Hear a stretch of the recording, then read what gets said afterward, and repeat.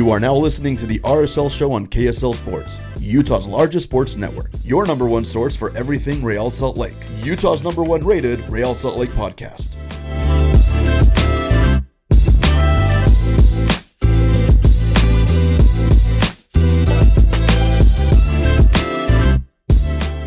All right, welcome in. It's a brand new edition of the RSL Show on the KSL Sports Network. Alex Napoles, Josh Clark with you. Not much news happening as far as Real Salt Lake goes, but there is a couple of news happening as far as the league goes. Champions Cup in full swing. Real Salt Lake probably should have been playing.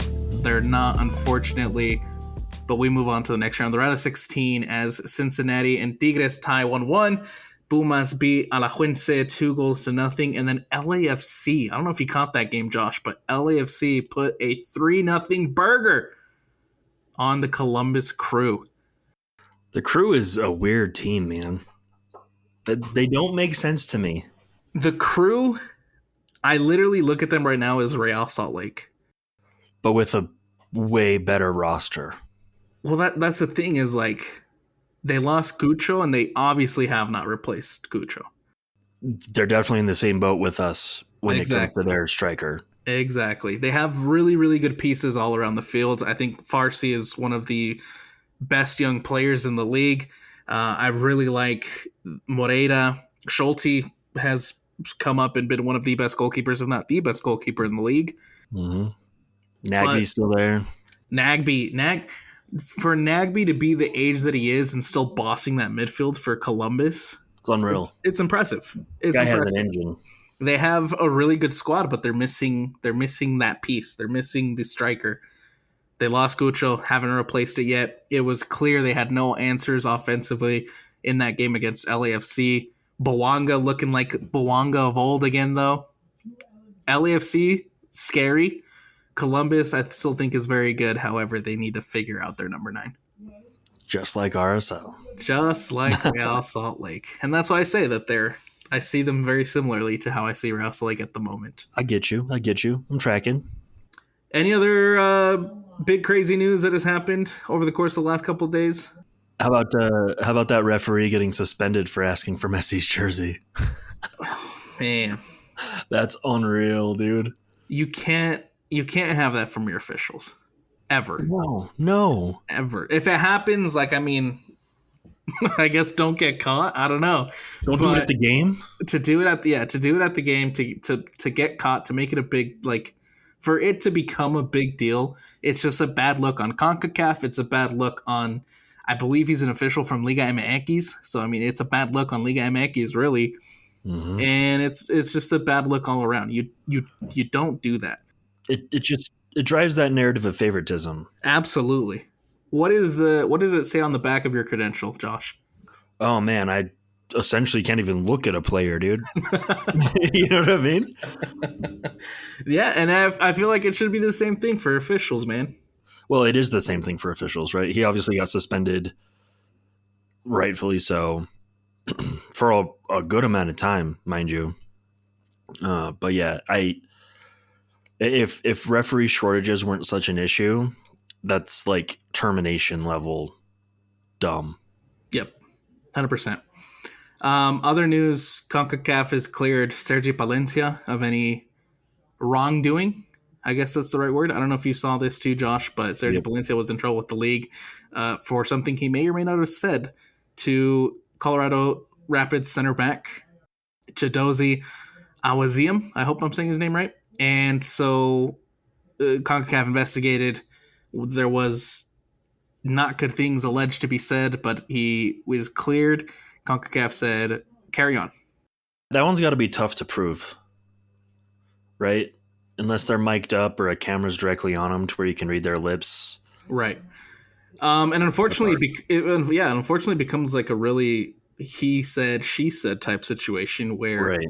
I think all of Colorado is obviously going to back their guy, and then all of LAFC is going to back their guy. So it's truly who said what said, when, and it's a difficult situation.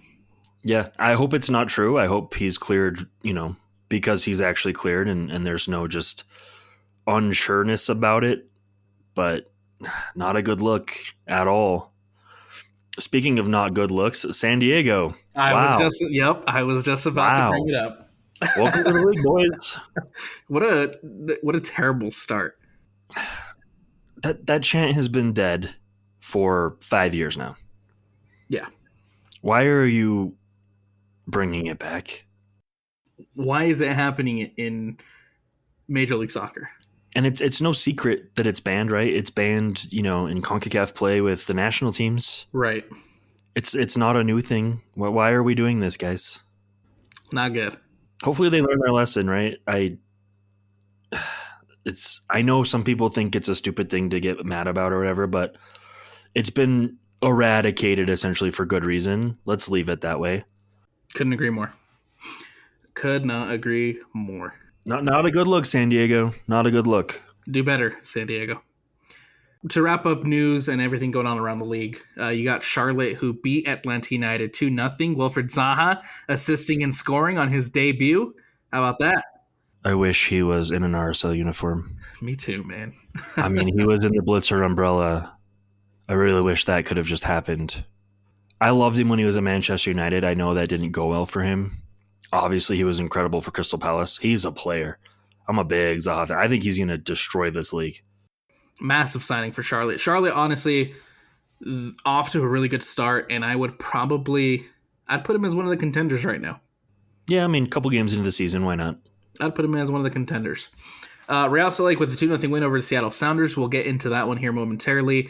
The Columbus Crew winning 1-0 against New England. New York Red Bulls 2-0 over Nashville. Orlando bouncing back after the loss to Philly. They win it 4-2 over Toronto. Philadelphia putting a 4-1 trounce over FC Cincinnati. And getting a hat trick while they're at it. Getting a hattie.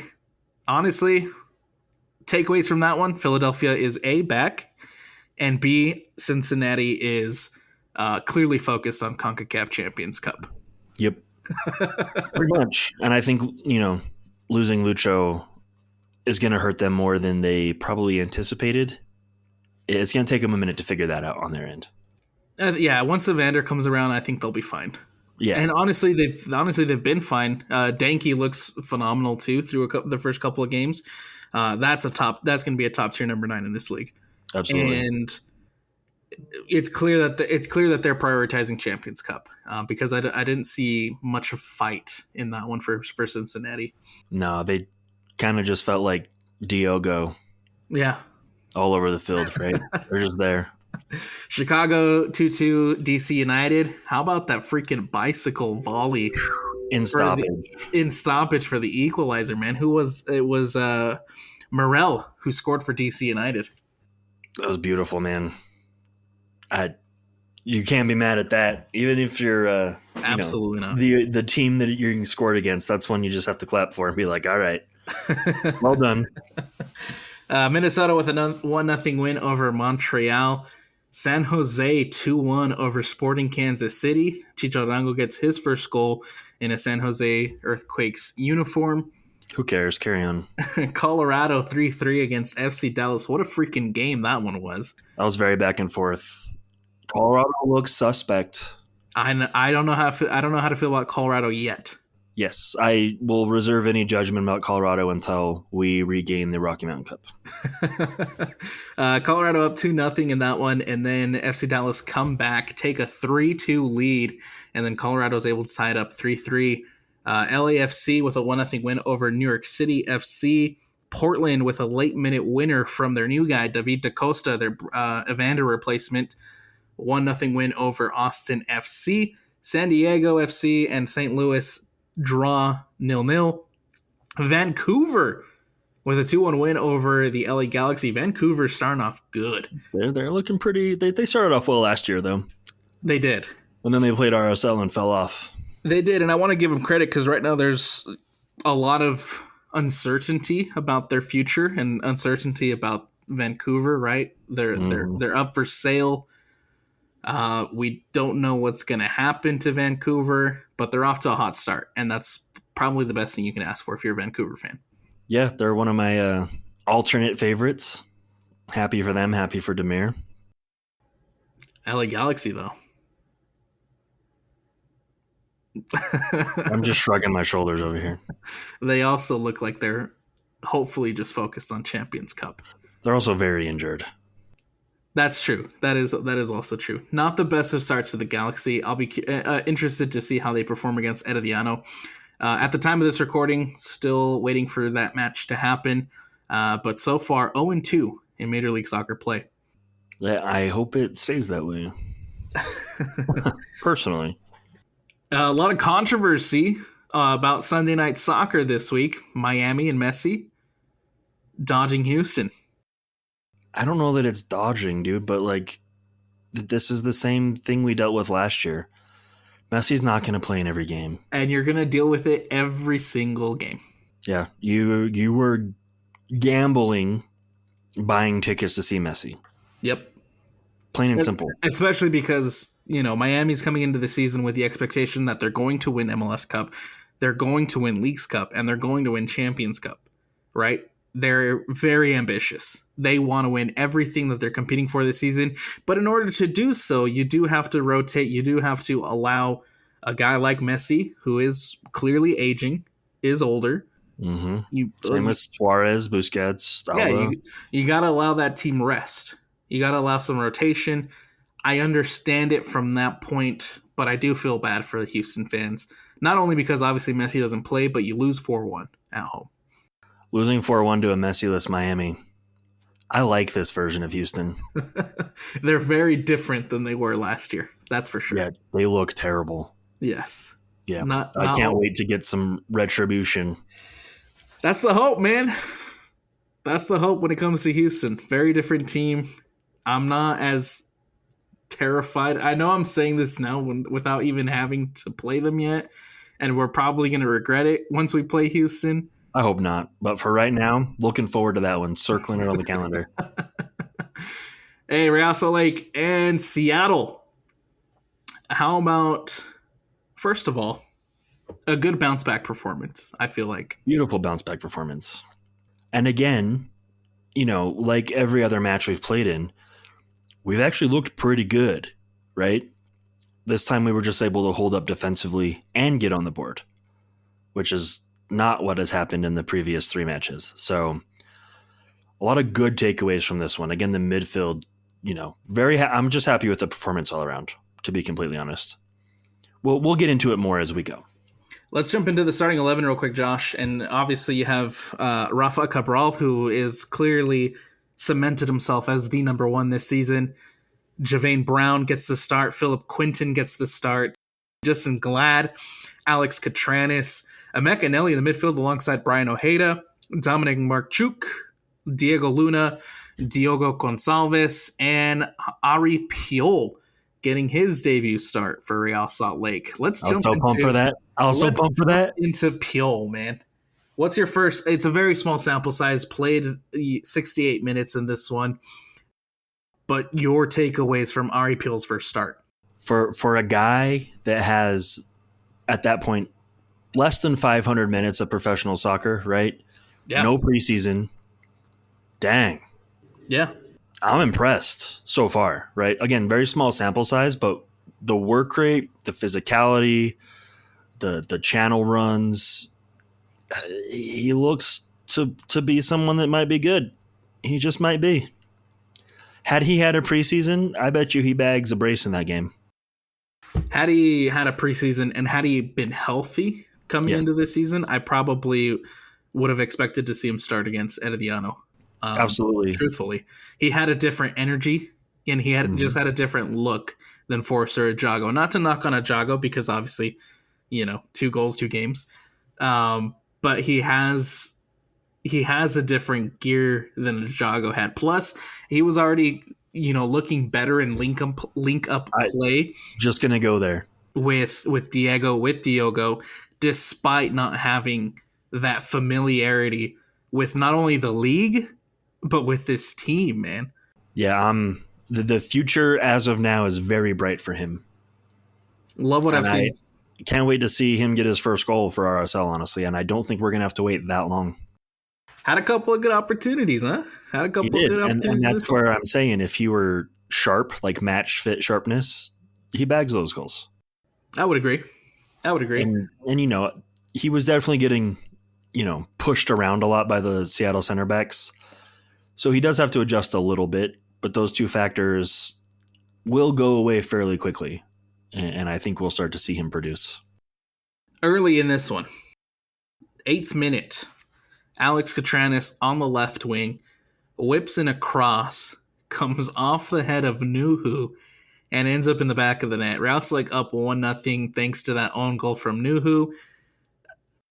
Terrible, terrible mistake. That was boneheaded, man. There wasn't a single white shirt within 10 yards of him. No. And my question, like... Where's Stephen Fry yelling at him to leave it? Exactly. You know what I mean? I'm fine with it. I love it. But if I'm a Seattle fan, I'm beating my head against the wall with that goal. And this isn't a Nuhu and a Stephen Fry who are playing with each other for the first time, right? This is a Nuhu and a Stephen Fry who won a Champions League together. Yeah, they're very comfortable together. There should be a lot of familiarity, a lot of comfortability with each other, and honestly, it's just a bad, terrible read from Nuhu, terrible read from Stephen Fry, and lucky for Real Salt Lake. I'll absolutely take it. It is fitting that the first goal that RSL scores in this 2025 campaign is an own goal.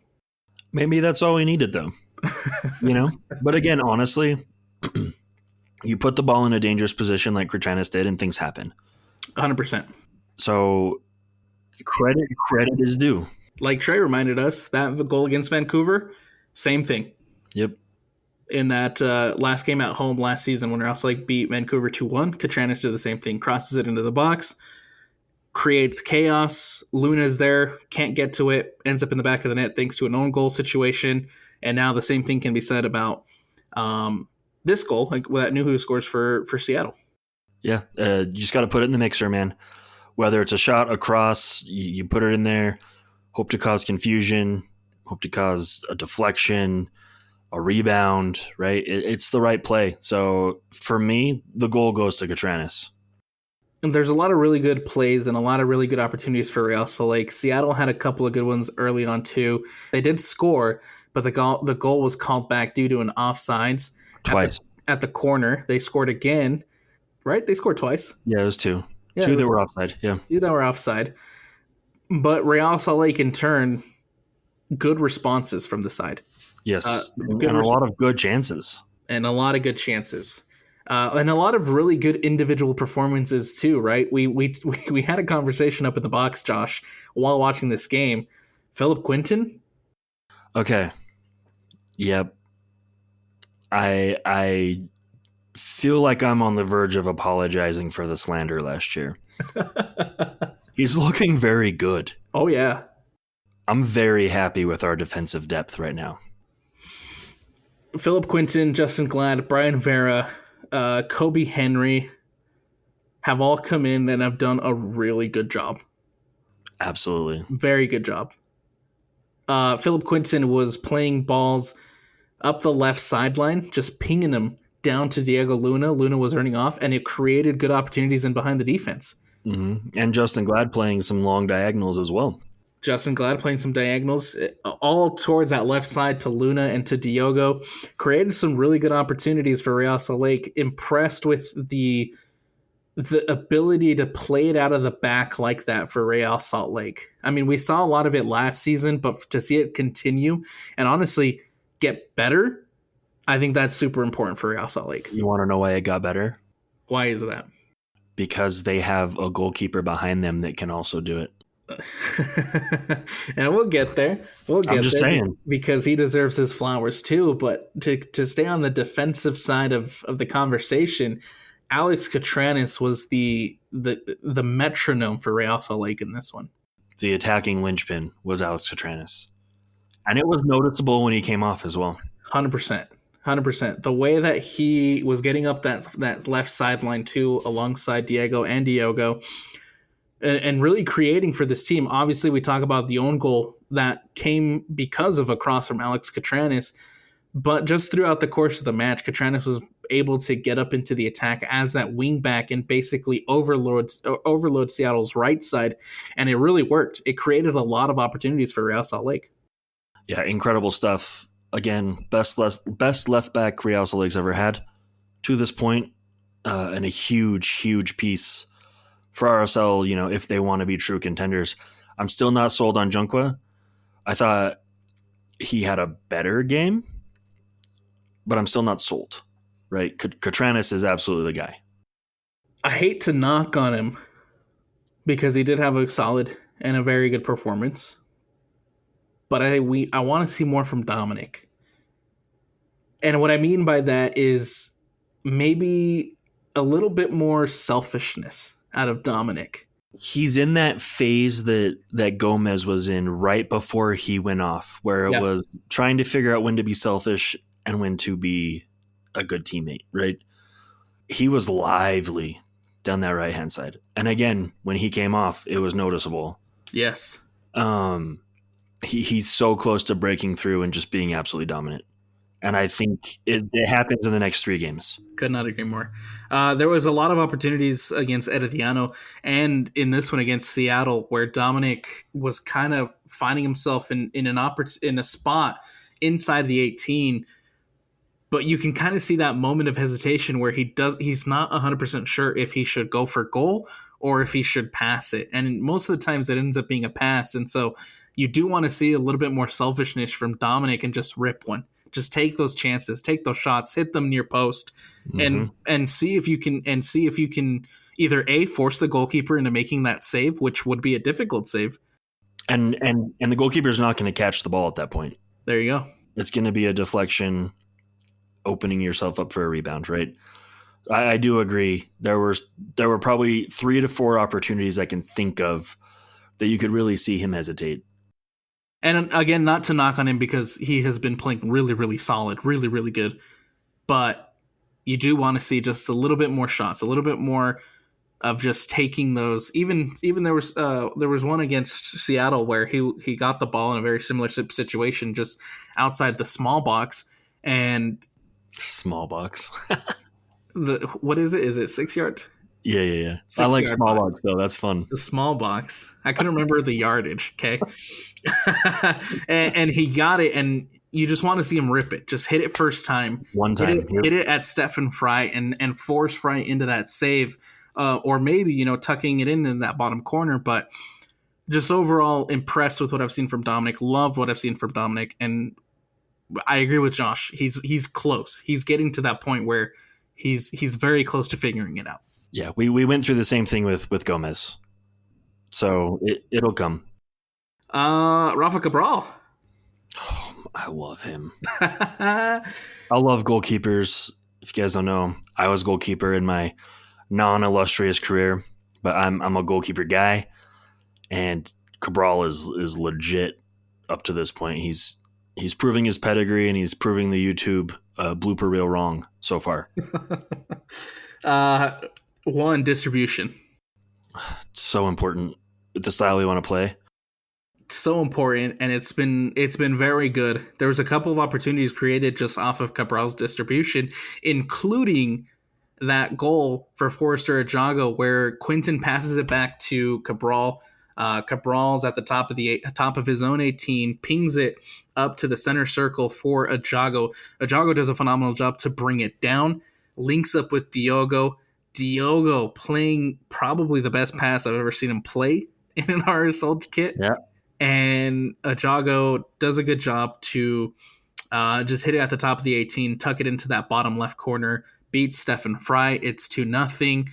And it honestly came at a really good time because moments prior to that Seattle team was knocking, man.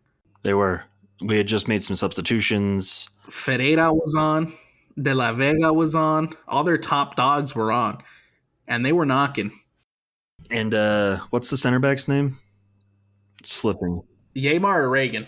Reagan had just come on as well. Yeah. Right? So it was a great goal by Ajago. Right? I know he hasn't been everyone's favorite, right? Being the only option. But he's showing a little bit of mettle and what he can do. And I think him as the second guy on the roster for now. Right? Because I think if we do genuinely bring in a high-end striker, I think Puel's going to take that second spot. But I liked what I saw from Ajago. finally. He's very much more suited, I think, from what we've seen, as a coming off the bench guy. Yeah, he's a late game guy. He's a late game guy. Obviously, this one, he gets the late goal to secure it for Real Salt Lake, 79th minute.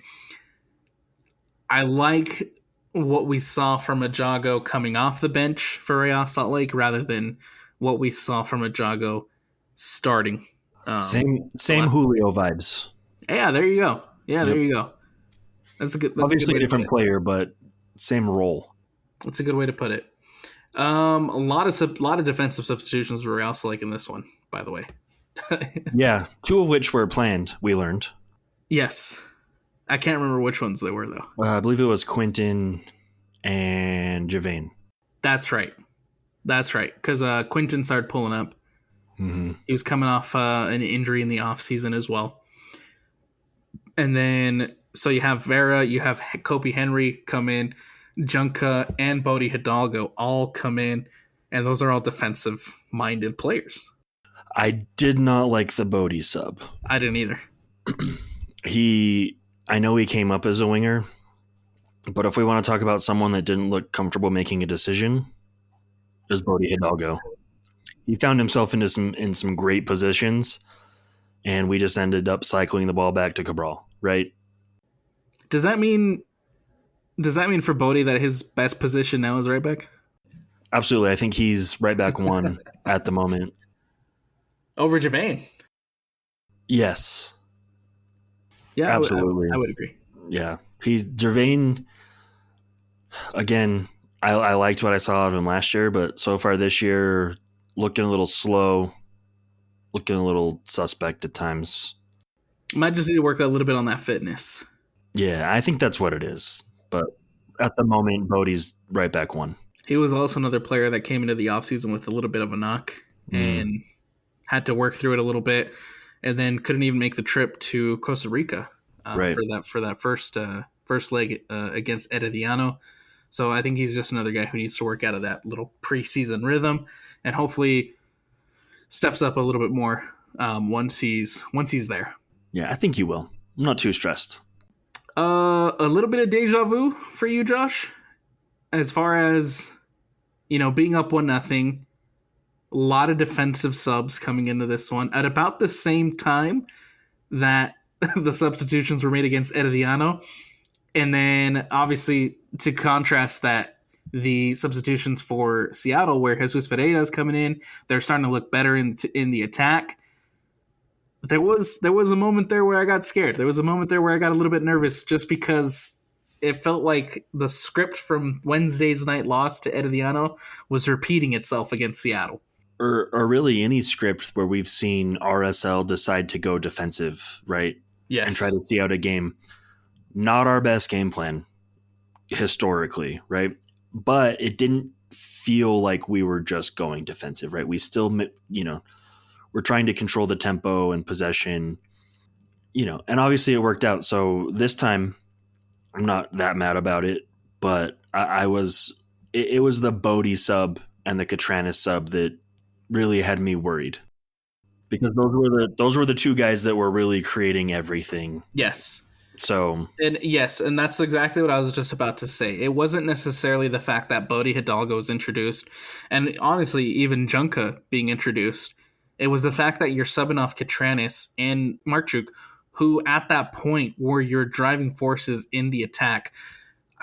Diego Luna, I mentioned it in the last podcast, a lot better from him. And like I mentioned, it's going to take a little bit of time because he didn't have a preseason for him to get back to that level that we saw him play at the end of last season. A lot better from Luna. But honestly, in this one, Marchuk and Catranis were the driving forces in the attack. Absolutely. And, I would have much rather seen a Tyler Wolf come on. Yeah. A Gozo. I can't remember our bench entirely, but I know Tyler Wolf was on there. That would have made me feel better. Yeah, and it just gives you an opportunity to kind of keep your foot on the gas a little bit, not take it completely off. Exactly, and that's what I was worried about. Exactly. That was the first thought that came into my mind once those substitutions were made. I was like, dude, we're going way too defensive here.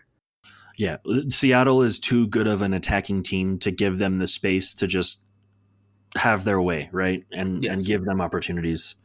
But this is also a Seattle team who, like Real Salt Lake, had just played Wednesday, Saturday, Wednesday, and are scheduled again to play on Wednesday. And so, luckily for Real Salt Lake, they're able to use that to their advantage a little bit. Jago gets that second goal. It's 2-0. By the time Real Salt Lake scores the second goal, it looks like Seattle is completely checked out of this one. Absolutely. Absolutely, they were. And it was great. But again, usually when we play against a team that's rotated, I don't want to get too high on the results. Yes. But rotated Seattle is still a very good Seattle. And I think more importantly, if it's just a 2-0 that Rouse Lake scraps by, maybe I'm feeling, a little bit timid. Maybe I'm feeling a little bit more worried. But honestly, it was a night and day performance from that second half against Herediano to the Rouse Lake that played that 90 minutes against Seattle. And I think that's what makes you feel a little bit better. It never felt like this one was just going to slip away. Pure and simple. Plain and simple. Whatever that term is. 2-0 win for Real Salt Lake over the Seattle Sounders puts Real Salt Lake now in 8th place of Major League Soccer standings. We won't get too much into the standings. It's way too early, but Real Salt Lake no longer the basement dweller in Major League Soccer. And we're ahead of Colorado. and we're ahead of Colorado. And I think that's the best thing you can ask for in this situation. Josh, real quick to wrap things up. Man of the match. Oh, that's a tough one, man. So many guys had good showings, right? Cabral, I'll probably give it to Cabral, personally. He had some huge saves that I don't think Zach McMath would have made, in my opinion. We need to talk real quick about that one save in particular where I can't even remember who had the ball, but they a perfect chance to tie things up for Seattle. And Cabral comes up with a huge save, and Pablo hit it in the post-game press conference too. That save was a huge difference maker for Real Salt Lake. It kept their confidence up. Having a legitimate goalkeeper gives your defense more confidence. It gives your midfield more confidence, your defense, and it gives your attack confidence in all the team behind him. It's so important. There was even a shot too from, I want to say, Roldan from outside the 18 that was sneaking into that bottom corner, and the play is ultimately called dead for an offside, but Cabral coming up huge. Stretched. Full right? stretch. It was he's very good. He's very good. And I also saw a lot of coaching from him, right? Yes. He's very animated. He is very animated. I think I was telling you while we were watching the game, if he was not on our team, it would drive me nuts. Oh, yeah. But I'll take it, right? I'm going to go Cabral, close second to Dominic and Catranis. But realistically, man, I thought Ojeda and Nelly played well, very well. Glad, Quinton, superb play. Luna looked very good. Diogo got an assist. I still, sorry, Isaac, not a huge fan. Piol looked good. Obviously not man of the match good, but everyone had a good showing for the most part.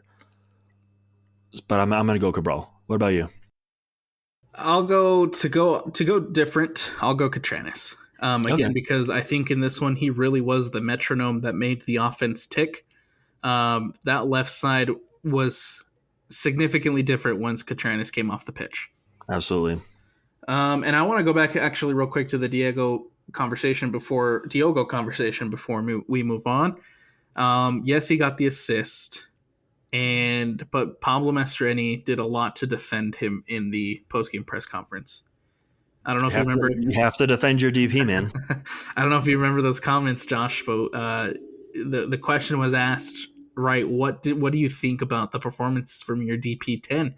And Pablo kind of credited Seattle's defense a little bit for shutting him down, for kind of taking them out of the game. But I don't.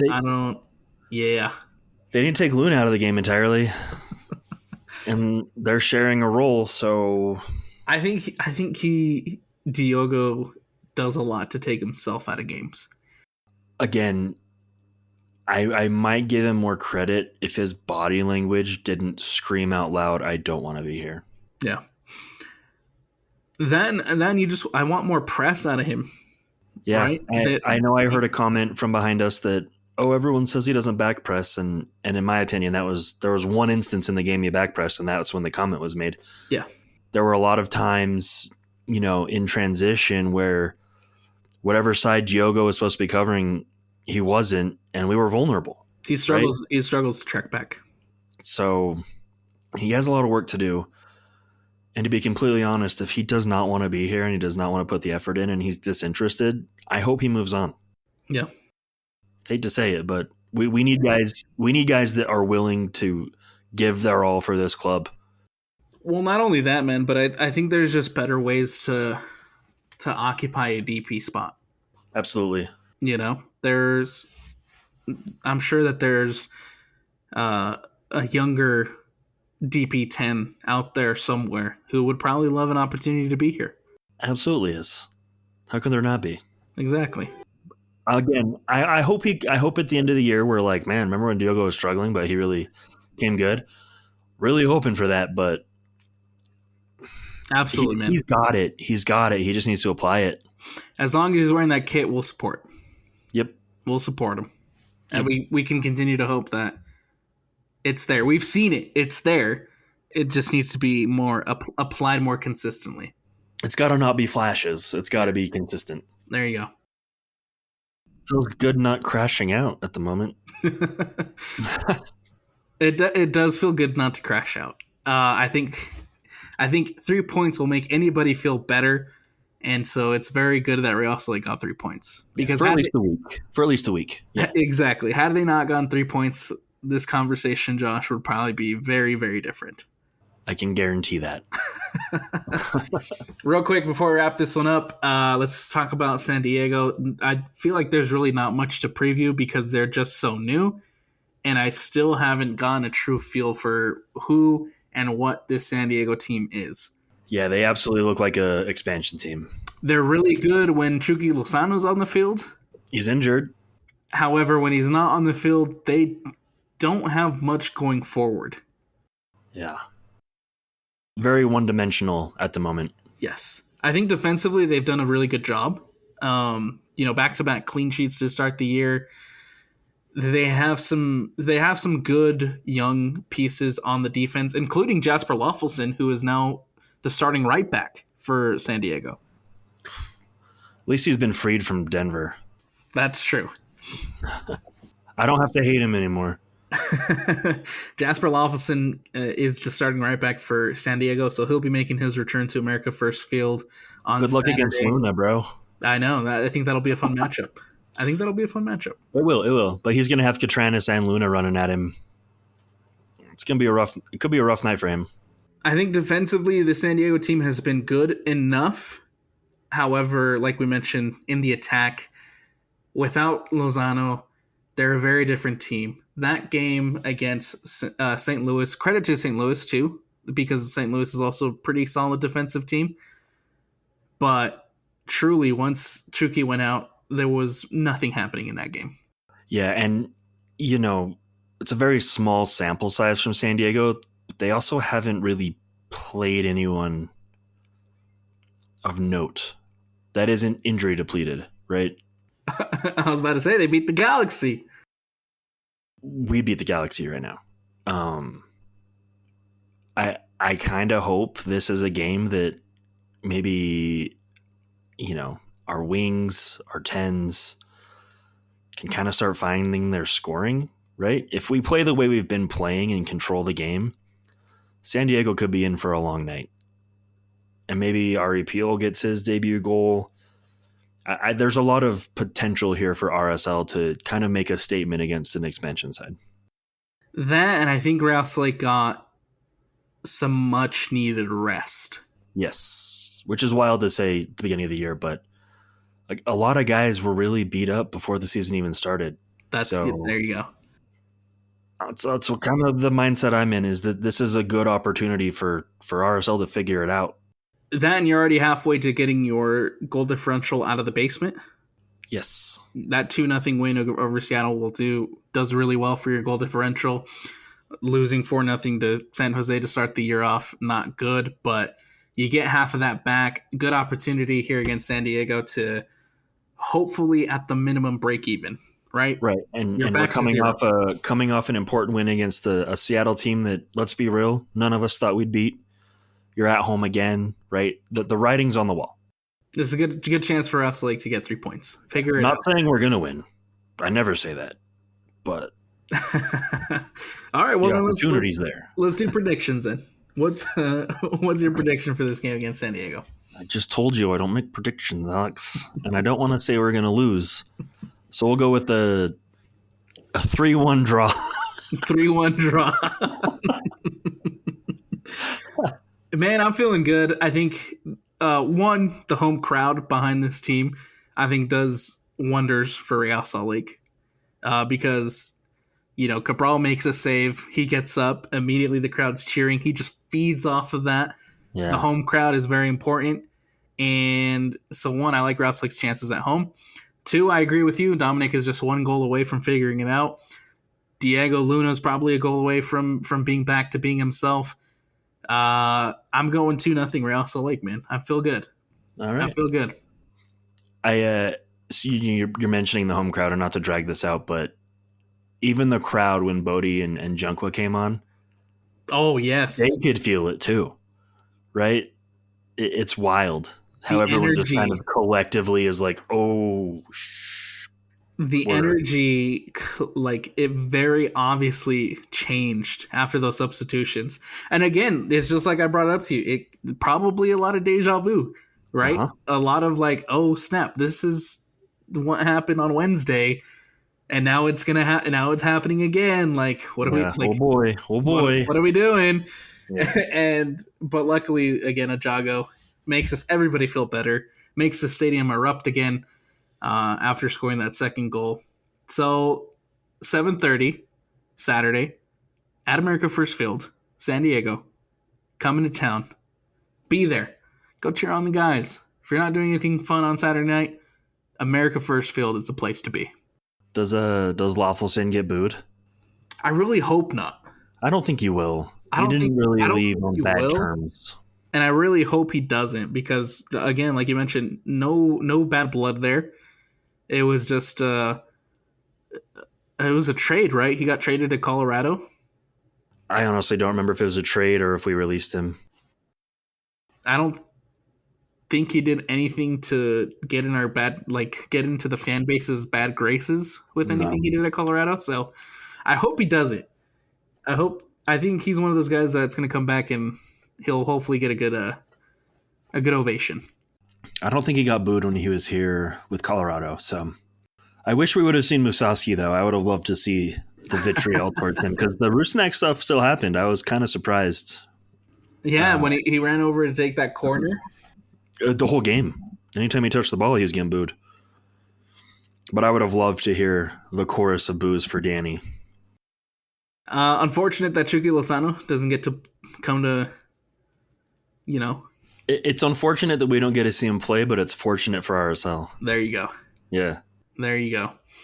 Again, 7:30 p.m. Saturday night at America First Field, RSL taking on San Diego. Be there. If you can't be there, of course, MLS Season Pass, Apple TV. Check it out there. That's going to do it for us here on the RSL Show on the KSL Sports Network. Make sure to go follow, make sure to go like, make sure to go subscribe, make sure to go do what you have to do to follow the RSL Show on the KSL Sports Network for the best RSL content. We'll talk to you guys next week after the San Diego match.